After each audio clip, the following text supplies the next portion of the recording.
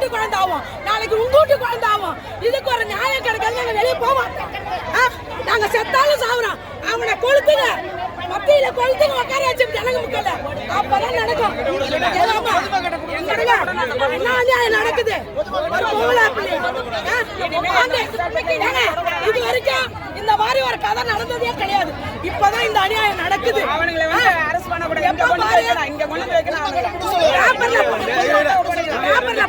காலையை கட்டி வச்சுக்கிறாங்க.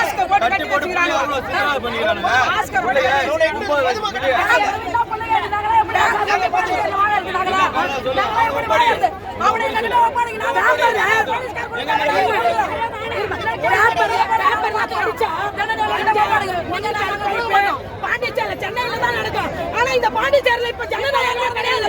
படுகொலை செய்யறானுங்க. எங்களுக்கு ஒரு தேர்வு தெரியணும். நீங்க கொடுக்கூடாது, நாங்க தான் கொடுக்கணும். அவனுக்கு தண்டனை நாங்க மட்டும் தான் கொடுக்கணும். அவனுக்கு வேற யாருமே கொடுக்கணும். நாங்க பொம்பளைங்க தான் கொடுக்கணும். இனி ஒரு வேலை இது வரக்கூடாது.